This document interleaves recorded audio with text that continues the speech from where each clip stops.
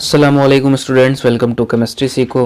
Redox reaction की ये तीसरी वीडियो है और इस वीडियो में हम लोग डिस्कस करने जा रहे हैं ऑक्सीडेशन नंबर या फिर ऑक्सीडेशन स्टेट के बारे में। तो इस वीडियो को एंड तक देखिएगा ताकि आपको पूरी बातें समझ में आ सकें, और फिर भी अगर क्वेश्चन या कोई डाउट रह जाता है तो कमेंट सेक्शन का ज़रूर यूज़ कीजिएगा। तो चलिए शुरू करते हैं। ऑक्सीडेशन नंबर या ऑक्सीडेशन स्टेट को हम लोग डिफाइन करते हैं कि charge which an atom of element has its in ion or appears to have when present in combined state.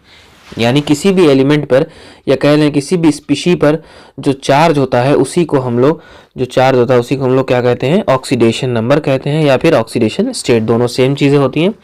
किसी भी स्पीशी पे जैसे सोडियम है उस पर +1 चार्ज है तो ये उसका ऑक्सीडेशन स्टेट हो गया।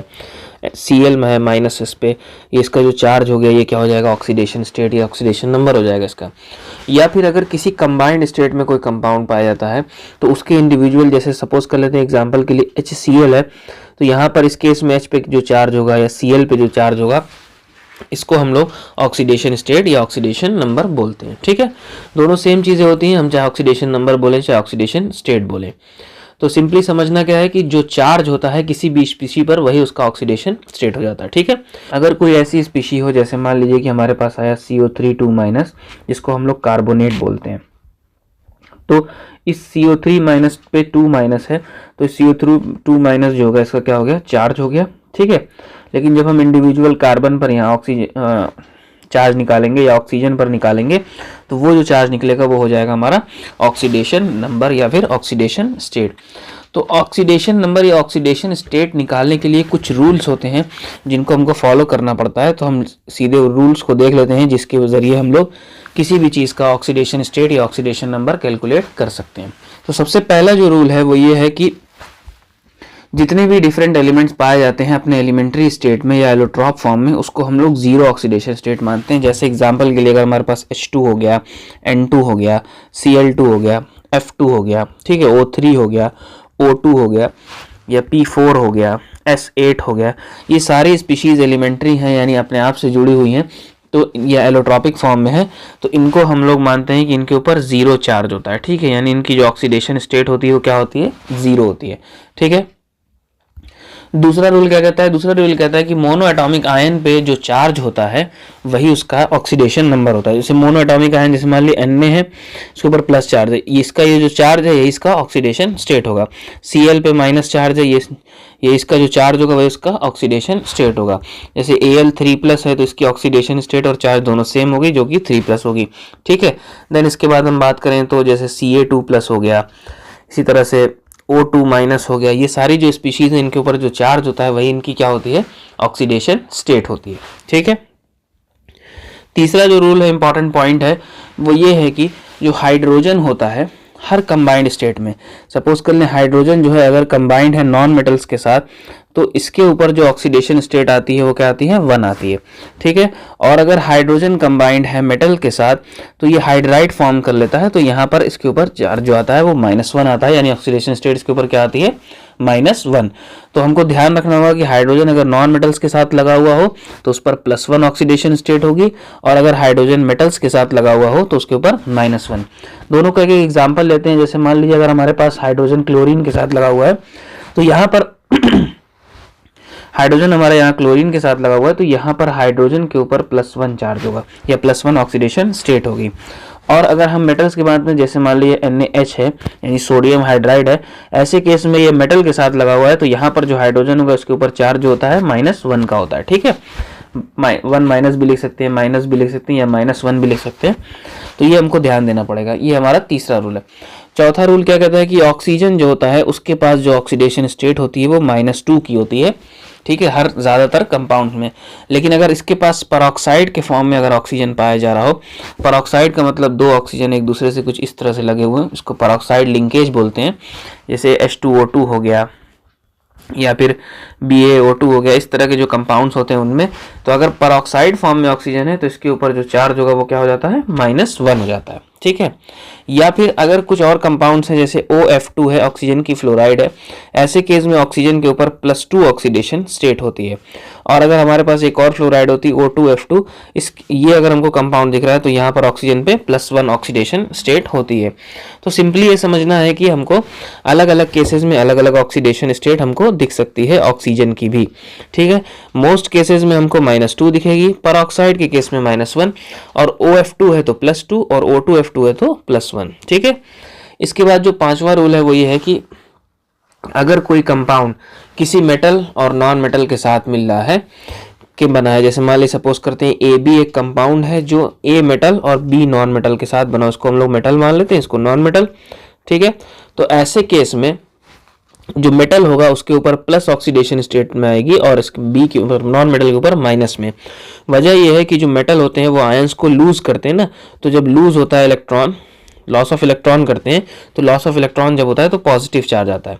तो जब कभी कोई स्पीशीज, जैसे मान लीजिए हमारे पास आया NaCl, ठीक है, यहाँ पर सोडियम क्या है, मेटल है, क्लोरीन क्या है, नॉन मेटल। तो सोडियम पे जो चार्ज होता है वो प्लस में होगा और क्लोरीन पे जो होगा वो माइनस में होगा। और एग्जैक्टली बात की जाए तो इसके ऊपर +1 चार्ज होता है और इसके ऊपर -1, और यही इनकी ऑक्सीडेशन स्टेट होती है, ठीक है। अब अगर हम बात करें दूसरे एलिमेंट से मिलकर बना हुआ हो तब क्या होगा, जैसे मान लीजिए हमारे पास जो छठवां रूल है वो ये कहता है कि अगर किसी डिफरेंट एलिमेंट के यूनियन से कंपाउंड बना हुआ है तो जो इलेक्ट्रोनेगेटिव एलिमेंट ज़्यादा होगा उसके ऊपर निगेटिव ऑक्सीडेशन स्टेट होगी। जैसे हम लोग बहुत फेमस एग्जांपल लेते हैं एमोनिया का और नाइट्रोजन ट्राइफ्लोराइड का। यहाँ पर ये दोनों नॉन मेटल्स हैं, ये भी दोनों नॉन मेटल्स हैं। ऐसे केस में हम देखेंगे कि किसकी इलेक्ट्रोनेगेटिविटी ज़्यादा है। तो इस वाले केस में नाइट्रोजन की इलेक्ट्रोनेगेटिविटी ज़्यादा है, दैट मीन्स इसके ऊपर -3 चार्ज आ जाएगा और इसके ऊपर +1, ठीक है। तो माइनस चार्ज किसके ऊपर आएगा, जो मोस्ट इलेक्ट्रोनेगेटिव एलिमेंट होता है, मोस्ट इलेक्ट्रोनेगेटिव एलिमेंट होगा जो कंपाउंड में प्रेजेंट होगा। इसमें बात की जाए तो यहाँ फ्लोरीन जो है ज़्यादा इलेक्ट्रॉन, क्योंकि हमने पढ़ा है कि FON जो फ्लोरीन होता है वो ज़्यादा इलेक्ट्रोनेगेटिव, फिर उससे कम ऑक्सीजन, देन उससे कम नाइट्रोजन, तो ये हमारे पास होता है। तो यहाँ फ्लोरीन है तो ये ज़्यादा इलेक्ट्रोनेगेटिव, तो इसके ऊपर माइनस चार्ज आएगा और इसके ऊपर प्लस का चार्ज आएगा, ठीक है। एक फ्लोरीन पे -1 और एक पे +3। अभी इसको खाली ऐसे ही नोट कर ले, जब हम लोग और क्वेश्चन सॉल्व करेंगे तो हम यहाँ दिखाएंगे, बताएंगे कैसे इसके ऊपर निकाला जाता है ऑक्सीडेशन स्टेट, ठीक है। तो तब आपको बेटर समझ में आ जाएगा कि कैसे हमने -3 किया, कैसे +1 किया, ठीक।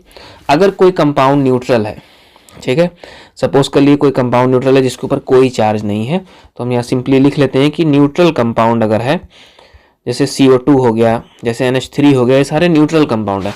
तो जो इनके जो sum of oxidation state of all elements will be 0, all atoms कह लीजिए विल बी इक्वल टू 0 होगी, ठीक है, 0 के बराबर होगी। जैसे एग्जांपल के लिए N 3 हाइड्रोजन है यहाँ पर, ठीक है, तो एक हाइड्रोजन पे +1 है, इस पर भी +1 है, इस पर भी +1 है और यहाँ -3 है। सबको अगर हम ऐड करें तो हमको 0 ऑक्सीडेशन स्टेट मिलेगी। तो यही कहने का मतलब है कि कोई अगर न्यूट्रल कंपाउंड हमको दिख रहा है तो ऐसे केस में जो उनका ऑक्सीडेशन स्टेट होगी, उनका जो सम होगा वो क्या होगा, 0 होगा, ठीक है। और अगर कभी ऐसा हुआ कि कोई कॉम्प्लेक्स आयन आया, जैसे अभी हमने एग्जांपल लिया था कार्बोनेट आयन का, कोई कॉम्प्लेक्स आयन आता है जैसे CO3 2-, तो ऐसे केस में जब कोई कॉम्प्लेक्स आयन आएगा तो जो इनका ऑक्सीडेशन स्टेट हो, जैसे carbon plus oxygen plus oxygen plus oxygen का जो कार्बन स्टेट होगा वो इसके ऊपर प्रेजेंट चार्ज के बराबर होगा, ठीक है। जो इसके ऊपर कोई भी ऐसी कॉम्प्लेक्स आयन की आयनिक स्पीशी होगी जिसके ऊपर जो चार्ज होगा उसी के बराबर हो जाता है सम सारे एलिमेंट जो उसमें प्रेजेंट होंगे उनके ऑक्सीडेशन स्टेट का। जैसे एग्जांपल के लिए अगर मान लें हमारे पास सल्फेट का आयन है, ठीक है, तो ये जो 2- है ये इसका नेट चार्ज है, SO4 के ऊपर नेट चार्ज -2 है, यानी सल्फर का जो भी ऑक्सीडेशन स्टेट हो फिर ऑक्सीजन का जो भी हो उन सबको ऐड करेंगे तो वो किसके बराबर आएंगे, वो -2 के बराबर आते हैं, ठीक है। तो इस तरह से होता है हमारे पास कॉम्प्लेक्स आयन के केस में, ठीक है। अगर पॉली एटॉमिक स्पीशी है, ठीक है, जैसे मान लीजिए हमारे पास आ गया पॉली एटम्स, कोई ऐसी स्पीशी जिसमें कई सारे एटम है, तो सिंपली उसका अलजेब्रिक सम हम कर लेते हैं ताकि हमको आसानी से अलजेब्रिक सम कर लेंगे, जिससे हमको किसी एक स्पीशी की, जैसे मान लीजिए हमारे पास आ जाता है फॉर एग्जांपल KMnO4, ठीक है। इस केस में हमको Mn का निकालना है तो हमको ऑक्सीजन और K की वैल्यू पुट करके, तो K की जो ऑक्सीडेशन स्टेट होगी Mn की रख के इस तरह से हम 4 इंटू ऑक्सीजन करके निकाल सकते हैं अलजेब्रिक सम करके KMnO4 का, ठीक। 10वीं बात है जो इंपॉर्टेंट पॉइंट है वो ये है कि ग्रुप 1 की जो ऑक्सीडेशन स्टेट होती है वो +1 होती है, ग्रुप सेकंड जो होता है उनकी जो ऑक्सीडेशन स्टेट होती है, ग्रुप सेकंड बल्कि ना लिखें बल्कि ग्रुप 2 लिखें तो बेटर होगा। तो हम इसको ग्रुप 1 और ग्रुप 2 कर लेते हैं। ग्रुप 1 ग्रुप 2 की +2 होती है, और जनरली ग्रुप 17 की जो होती है वो -1 होती है, ग्रुप 16 की जो होती है वो -2 होती है, ठीक है। और ग्रुप 15 की जो होती है वो जनरली -3 होती है, और भी बहुत सारी पाई जाती हैं लेकिन ये जनरल होती हैं, तो इनको याद रखेंगे तो काम करने में आसानी होगी। तो आइए KMnO4 का हम निकालना सीखते हैं। अभी यहाँ पे हमने जैसे सवाल लिया KMnO4 का, इधर सल्फेट वगैरह का भी अभी कैलकुलेट करेंगे। तो KMnO4 का एग्जाम्पल हम यहाँ इस तरफ साइड में ले लेते हैं, ठीक है। तो KMnO4 जिसका नाम होता है पोटेशियम परमैंगनेट, तो K है हमारा ग्रुप 1 का एलिमेंट, तो इस पर चार्ज होगा +1 प्लस मैंगनीज को X मान लेते हैं। 4 ऑक्सीजन है, ऑक्सीजन का -2 होता है जैसा कि हमने बताया, क्योंकि यहाँ पे ऑक्सीजन नॉर्मली प्रेजेंट हो तो -2, और इसका नेट चार्ज क्या हो जाएगा, क्योंकि इसके ऊपर कोई चार्ज नहीं है इस स्पीशी के ऊपर, तो इसका मतलब ये 0 के बराबर हो जाएगा, ठीक है। अगर बाय द वे ऐसे होता नहीं, लेकिन एग्जाम्पल के लिए अगर मैं बता दूं कि अगर इसके ऊपर -2 चार्ज होता तो यहाँ पे 0 की जगह हम लोग क्या लिखते हैं, -2 लिखते, ठीक है। इसको मिटा देते हैं ताकि किसी को डाउट ना हो, ठीक है। तो ये होता है हमारा सम। अब हमारे पास क्या है, 1 + x - 8 = 0, तो x क्या हो जाएगा, x +7 हो जाएगा, ठीक है। तो यहाँ पर जो मैंगनीज है उसके ऊपर जो ऑक्सीडेशन स्टेट है वो क्या आई है, +7 आई है, ठीक है। इसी तरह अगला एग्जांपल लेते हैं SO4 2- का। तो यहाँ पर सल्फर को पे हमको कैलकुलेट करना है, तो इसको हम x मान लें, और ऑक्सीजन की -2 होती है, 4 ऑक्सीजन है, ठीक है। और नेट इसके ऊपर, क्योंकि ये आयनिक स्पीशी है तो जो चार्ज होगा वही इसके नेट ऑक्सीडेशन स्टेट के बराबर हो जाएगा, तो इक्वल टू क्या लगा लेंगे, -2। ऐसे केस में x -8 हो जाएगा, इधर -2, जब इसको हम ट्रांसपोज करेंगे तो आ जाएगा +6, यानी सल्फर पे जो ऑक्सीडेशन स्टेट आई है वो क्या है, +6 है। तो इस तरह आयनिक स्पीशी के ऊपर हम लोग ऑक्सीडेशन स्टेट को कैलकुलेट करते हैं, ठीक है। इसी तरह ऐसे मान लीजिए अगर हमारे पास अभी एक और एग्जांपल लिया हमने CO3 2- का, तो यहाँ पर कार्बन है, कार्बन को हम x मान लेते हैं, इसके ऊपर निकालना है तो x +3, ऑक्सीजन के ऊपर -2, और यहाँ क्योंकि ये चार्ज स्पीशीज है और इस पर जो चार्ज होता है वो -2, तो इसका नेट चार्ज जो होगा वो क्या हो जाएगा, -2 हो जाएगा, नेट ऑक्सीडेशन स्टेट की -2, तो ये हो जाएगा x - 6 = -2, दैट मीन्स कि x इसके ऊपर क्या आ जाएगा, +4, यानी यहाँ जो कार्बन है इसके ऊपर जो ऑक्सीडेशन स्टेट आ रही है वो क्या आ रही है, +4 आ रही है। तो इस तरह से हम लोग अलजेब्रिक मेथड से कैलकुलेट करते हैं क्या, ऑक्सीडेशन स्टेट को, ठीक है। अब कुछ और एग्जांपल्स हम लोग करते हैं, जैसे मान लीजिए हमारे पास आ गया H2SO4, तो H2SO4 को यहीं पर कर लेते हैं। तो यहाँ पर हमको सल्फर पे निकालना है, तो क्या करेंगे, हाइड्रोजन को हमको पता है 2 हाइड्रोजन, एक पे +1, ठीक है, प्लस सल्फर का x मान लें, 4 ऑक्सीजन, ऑक्सीजन की -2, अब इसके ऊपर कोई चार्ज तो है नहीं, तो यहाँ इक्वल टू क्या हो जाएगा, 0 हो जाएगा। तो ये हो जाएगा हमारा 2 + x - 8 = 0, तो यहाँ पर 2 - 8 तो -6, तो ट्रांसपोज करेंगे तो +6, यानी यहाँ पर जो सल्फर है उसके ऊपर क्या आ गई, +6 आ गई, ठीक है। इस तरह से हम लोग कैलकुलेट करते हैं ऑक्सीडेशन स्टेट, ठीक है। अब जैसे और भी एग्जांपल लेते हैं, जैसे मान लिया हमने आया H2S का लिया, ठीक है। तो यहाँ सपोज कर ले हमको सल्फर का निकालना है, तो यहाँ पर हम एक हाइड्रोजन का 2 हाइड्रोजन, एक पे +1, इसको x मान लेंगे, नेट जो होगा 0 हो जाएगा, तो x = क्या हो जाएगा, -2, यानी सल्फर पे क्या आ गई, -2 की ऑक्सीडेशन स्टेट आ गई।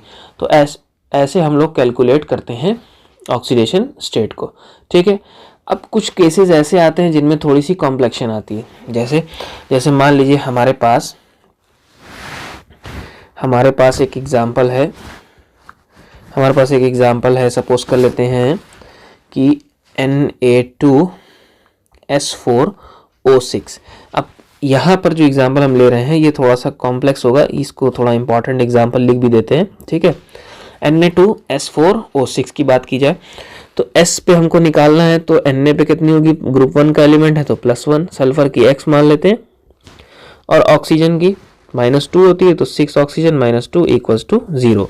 इसको सॉल्व कीजिए तो 2 + 4x प्लस -12 हो जाएगा, तो यहाँ -12 कर लेते हैं, 6 to the -12 तो माइनस हो जाएगा 0, तो ये हो जाएगा 10, तो 4x = 12 -2, या सिंपली इधर ही एक तरफ से ही सॉल्व करते हुए आते हैं, ये हो जाएगा 4x - 10 = 0, दैट मीन्स कि x = +10/4। अब यहाँ पर हमको कैसी ऑक्सीडेशन स्टेट मिल रही है, फ्रैक्शन में मिल रही है, ठीक है। इसको क्या बोलते हैं हम लोग, फ्रैक्शनल ऑक्सीडेशन स्टेट, जो कि पॉसिबल नहीं है, ठीक है। इट इज़ इम्पॉसिबल, क्योंकि किसी चीज़ पर फ्रैक्शन में चार्ज नहीं हो सकता, या तो 1 होगा या 2 होगा या 3 होगा, ठीक है। क्वांटाइज्ड रहता है, फ्रैक्शनल नहीं होता, ठीक है। नंबर्स में रहता है 1 2 3 4 5 6 7 इस तरह से, लेकिन फ्रैक्शन में नहीं आता, तो इसका मतलब ये गलत हो गया। तो हम ऐसा केस जहां आएगा जहां हमको फ्रैक्शनल ऑक्सीडेशन स्टेट मिल रही है, एनसीईआरटी में इसको बोलता है, इसको ऑक्सीडेशन नंबर पैराडॉक्स भी बोलते हैं, ठीक है। तो यहाँ पर हमको क्या देखना पड़ेगा, यहाँ पर हमको रिलाई करना पड़ेगा किसके ऊपर, स्ट्रक्चर के ऊपर, किसके ऊपर, स्ट्रक्चर के ऊपर। तो हमको ऐसी स्पीशीज का कुछ स्ट्रक्चर देखना पड़ता है, तब हमको पता चलेगा कि हम कैसे इसके ऑक्सीडेशन स्टेट को कैलकुलेट करेंगे, ठीक है। तो इसका स्ट्रक्चर अगर हम बनाएं तो हमको कुछ ऐसा मिलेगा, 4 सल्फर इस तरह से लाइन से होते हैं, देन उसके बाद एक ऑक्सीजन होता है, उससे एक Na लगा हुआ होता है, इधर एक ऑक्सीजन होता है, इधर एक Na लगा हुआ होता है, ठीक है। और हमारे पास 6 ऑक्सीजन है, तो 2 ऑक्सीजन को यहाँ लगा लीजिए, 3 हो गए, 2 ऑक्सीजन को यहाँ लगा लीजिए। ये हो गया हमारा Na2S4O6 का स्ट्रक्चर। अब कैसे निकालेंगे स्ट्रक्चर से, तो ज़रा ध्यान से समझिएगा कि जो ज़्यादा इलेक्ट्रोनिगेटिव एलिमेंट होता है, जो रूल्स में हमने पढ़ा, वो इलेक्ट्रॉन को अपनी तरफ पुल करता है, तो उसके ऊपर माइनस चार्ज आ जाएगा। तो सोडियम और ऑक्सीजन में कंपैरिजन करें तो ऑक्सीजन ज़्यादा इलेक्ट्रोनिगेटिव, तो सोडियम से चार्ज अपनी तरफ खींचेगा तो यहाँ -1 हो जाएगा और इसके ऊपर +1 आ जाएगा। अब इधर सल्फर है, ये सल्फर से ज़्यादा इलेक्ट्रोनिगेटिव ऑक्सीजन, तो ये इससे भी एक और चार्ज खींचेगा तो यहाँ आ जाएगा -1। तो इस पर नेट चार्ज कितना हो जाएगा ऑक्सीजन पर, -2, जो कि सही बात है, और सोडियम पे +1 होता ही है। इस सल्फर पे अब क्योंकि इधर से इधर गया तो इस पे एक +1 आया। अब ये भी ऑक्सीजन है, तो यहाँ पर एक बॉन्ड है, यहाँ पर एक बॉन्ड है, तो ये दोनों तो इलेक्ट्रॉन को खींच रहे होंगे, तो इसके ऊपर -2 आ जाएगा, तो यहाँ पे +2 आ जाएगा, क्योंकि इलेक्ट्रॉन उधर चले गए, ठीक है। इसी तरह इधर नीचे भी सेम हो रहा है, इलेक्ट्रॉन्स इसकी तरफ ऑक्सीजन की तरफ पुल हो रहे होंगे, तो इसके ऊपर +1 आ रहा होगा, इस बॉन्ड से भी +1, तो नेट मिला के +2 हो गए, ठीक है। तो यहाँ टोटल अगर हम जोड़ेंगे तो हमको कितनी ऑक्सीडेशन स्टेट मिल रही है, इस वाले ऑक्सीजन की वजह से +1, इस वाले ऑक्सीजन की वजह से ये वाला और ये वाला, यानी +2, और इस वाले ऑक्सीजन की वजह से +2। अब ये दोनों सल्फर है, और हमने पढ़ा कि जब सेम स्पीशीज से जुड़ा हुआ होता है तो कोई इलेक्ट्रोनिगेटिविटी का मसला नहीं रहता, तो यहाँ पर ये ना पुल करेगा ना पुश करेगा, तो इधर से कुछ नहीं मिलेगा। तो ये वाले सल्फर पे हमको जो नेट ऑक्सीडेशन स्टेट मिलेगी वो क्या मिलेगी, +5 मिलेगी, ठीक है। इस तरह से कैलकुलेट किया जाता है। अब ये सल्फर है, इधर से और इधर से दोनों तरफ सेम स्पीशीज से जुड़ा हुआ है, तो इसके ऊपर 0 ऑक्सीडेशन स्टेट, क्योंकि ये खींच ही नहीं पाएगा, ठीक है। इसी तरह इधर भी सेम से जुड़ा हुआ है, इधर भी सेम से ये वाला सल्फर, तो इसके ऊपर भी 0, इधर इससे जुड़ा हुआ है तो कुछ नहीं, इधर ऑक्सीजन है तो ये 2 को खींचेगा, तो इसके ऊपर +2, यहाँ -2, इधर डबल बॉन्डेड है, ये ऑक्सीजन है, अपनी तरफ पुल करेगा, ठीक है, ऑक्सीजन, तो ऑक्सीजन के ऊपर -2, तो पीछे +2 छोड़ जाएगा। इसी तरह ये वाला ऑक्सीजन इधर से इधर पुश करेगा, इलेक्ट्रॉन को अपनी तरफ खींचेगा, तो यहाँ -1, ठीक है, और इसके ऊपर +1 आ जाएगा। सोडियम से भी खींचेगा तो इसके ऊपर +1, यहाँ -1 आ जाएगा, तो ये नेट हो गया -2। इस सल्फर पे भी क्या आ जाएगा, +5 आ जाएगा। तो इस तरह से डिस्ट्रीब्यूशन करके हम लोग कैलकुलेट करते हैं। सिंपली समझना क्या है कि जो इलेक्ट्रोनिगेटिव स्पीशी होगी उसकी तरफ एक इलेक्ट्रॉन जाएगा, और जब भी इलेक्ट्रॉन जाता है तो एक पॉजिटिव चार्ज जनरेट होता है, ठीक है। तो हम लोग 2 मेथड से कैलकुलेट कर सकते हैं, किससे, अलजेब्रिक मेथड से और स्ट्रक्चरल मेथड से। अगर अलजेब्रिक मेथड से फ्रैक्शन में आ रहा है तो हम स्ट्रक्चर पर रिलाई करेंगे, वरना हम अलजेब्रिक मेथड से सॉल्व करते जाएंगे, कोई दिक्कत नहीं आएगी, ठीक है ना। इसी तरह और भी एग्जांपल ले लेते हैं, जैसे मान लें हमारे पास आ गया Br3O8। ऐसे केस में हम ब्रोमीन पर ऑक्सीडेशन स्टेट को कैलकुलेट करने की कोशिश करते हैं। तो ये हमारा दूसरा एग्जांपल है, ठीक है। तो ऑक्सीजन के ऊपर -2 चार्ज होता है, ठीक है। ब्रोमीन के ऊपर कितना होता है, ब्रोमीन के ऊपर हमको कैलकुलेट करना है, तो हम इसको x मान लेते हैं, तो ये हो जाएगा आपका 3x + 8 - 2 = 0, क्योंकि इस पर कोई नेट चार्ज था नहीं, तो हमारे पास ये क्या बन के आ जाएगा, 3x -16 = 0, तो x आ जाएगा +16/3। तो अगेन फ्रैक्शन आ गया, तो फिर से हम किसकी तरफ मूव करेंगे, हम अगेन इसका स्ट्रक्चर देखेंगे। तो Br3 का स्ट्रक्चर क्या हो जाए, Br3O8 का स्ट्रक्चर, तो 3 Br को ऐसे लाइन से सेटअप कीजिए और डबल बॉन्ड से ऑक्सीजन लगाते चलिए, आपको मिल जाएगा इसका स्ट्रक्चर। 2 इस पर आ जाएंगे, 3 2 5 और 3 इस पर, टोटल आ गए 8, ठीक है। अब ब्रोमीन और ऑक्सीजन में कौन ज़्यादा इलेक्ट्रोनिगेटिव होगा, ठीक है। तो ब्रोमीन और ऑक्सीजन में हमारे पास ज़्यादा इलेक्ट्रोनेगेटिव ऑक्सीजन होता है, तो ऑक्सीजन इलेक्ट्रॉन को खींचेगा। अब यहाँ डबल बॉन्डेड है तो इसका मतलब इस पर आ जाएगा -2, इसकी वजह से इसके ऊपर आएगा +2। यहाँ डबल बॉन्डेड है, दो इलेक्ट्रॉन खींच रहे हैं तो -2, इसकी वजह से +2। यहाँ से डबल बॉन्ड तो +2, इस वाले ब्रोमीन पे नेट चार्ज आ गया +6। इसी तरह इधर से इधर 0, इधर से इधर 0, इधर से इधर -2, इधर से -2, तो ये इधर से खींचे तो इसके ऊपर टोटल चार्ज जनरेट हुआ +4, तो इसके ऊपर नेट चार्ज आ गया +4। ठीक है, अब एक इलेक्ट्रॉन इस बॉन्ड से, एक इलेक्ट्रॉन इस बॉन्ड से, तो -2, इसके ऊपर +2 जनरेट हुआ। एक इलेक्ट्रॉन इस बॉन्ड से, एक इलेक्ट्रॉन इस बॉन्ड से, तो यहाँ पर +2 जनरेट हुआ, यहाँ -2। अब ये ऑक्सीजन ज़्यादा इलेक्ट्रोनेगेटिव, तो इलेक्ट्रॉन इससे खींचेगा, एक इलेक्ट्रॉन इससे, तो यहाँ -2, यहाँ पे +2, और इससे 0, तो नेट इस पे क्या हो गया +6। दैट मीन्स कि दो ब्रोमीन यहाँ पर ऐसी होंगी, दो ब्रोमीन्स ऐसी होंगी जिनके ऊपर +6 ऑक्सीडेशन स्टेट होगा, और एक ब्रोमीन ऐसी होगी जिसके ऊपर +4 ऑक्सीडेशन स्टेट होता है। तो इस तरह से हमारे पास डिस्ट्रीब्यूशन होगा। ठीक है, तो ऐसे हम लोग करते हैं डिस्ट्रीब्यूट स्ट्रक्चर के अकॉर्डिंग, और बेटर रहेगा कि आप स्ट्रक्चर से पढ़ें तो बेटर होगा, क्योंकि उससे आसानी से निकल सकता है। ठीक है, एक लास्ट एग्जांपल ले लेते हैं, देन उसके बाद वीडियो को एंड करेंगे। हमारे पास जो नेक्स्ट एग्जांपल है वो है CrO5 का। इसका स्ट्रक्चर बटरफ्लाई जैसा होता है। अगर आप इसके ऊपर नेट चार्ज निकालें तो इसको x मानेंगे तो हमारे पास आ जाएगा x + 5 × -2, तो हो जाएगा 0, तो x = क्या आ जाएगा +10। ठीक है, अब क्रोमियम पे +10 ऑक्सीडेशन स्टेट इम्पॉसिबल है, क्योंकि मैंगनीज ही इकलौता ऐसा एलिमेंट है जिस पे हाईएस्ट ऑक्सीडेशन स्टेट +7 अभी तक नोटिस की गई है। तो +7 के ऊपर की ऑक्सीडेशन स्टेट आपको दिखाई नहीं देगी। दैट मीन्स कि यहाँ पे क्रोमियम पे कोई और चार्ज होगा। ठीक है, तो ऐसे केस में अगेन हम कहाँ जाते हैं, हम जाते हैं स्ट्रक्चर पे। तो क्रोमियम से कुछ इस तरह से ऑक्सीजन जुड़ा हुआ होता है परऑक्साइड लिंकेज से। ठीक है, ये होता है इसका बटरफ्लाई लाइक स्ट्रक्चर। अब ये परऑक्साइड लिंकेज है तो यहाँ -1, यहाँ -1, तो इसके ऊपर +1, इधर से +1। ये नॉर्मल ऑक्सीजन है तो -2, यानी यहाँ +2, -1 इस पर भी, -1 इस पर परऑक्साइड है तो इसके ऊपर क्या जनरेट करेगा, ये वाला +1, ये वाला +1। तो कैलकुलेट करिए तो 1 2 3 4 5 6, तो इस क्रोमियम पे जो नेट ऑक्सीडेशन स्टेट आएगी वो क्या आएगी, +6 आएगी। दैट इज़ वाई हम लोग सजेस्ट करते हैं कि हमेशा आपको सजेस्ट किया जाएगा कि आप जो है स्ट्रक्चर पर रिलाई रहें। ठीक है, स्ट्रक्चर पर बेस्ड रहें तो बेटर होगा। हाँ, कोशिश करें पहले अलजेब्रिक सम से करने की। अगर अलजेब्रा से नहीं हो रहा है, अलजेब्रिक एक्सप्रेशन से, तो आप क्या करेंगे, आप सीधे सीधे जो है स्ट्रक्चर पर चले जाएंगे। ठीक है, और ये बात नोट रखेंगे कि मैंगनीज ही की सबसे ज़्यादा मैक्सिमम ऑक्सीडेशन स्टेट मिलती है, जो कि होती है हमारी +7। +7 के ऊपर कोई भी ऑक्सीडेशन स्टेट हमको नहीं मिलेगी। ठीक है, तो ये था हमारा ऑक्सीडेशन नंबर। ठीक, उम्मीद करते हैं कि आपको सारी बातें समझ में आई होंगी। अभी भी कोई क्वेश्चन या डाउट रह जाता है तो आप कमेंट सेक्शन का ज़रूर यूज़ कीजिएगा। Thank you.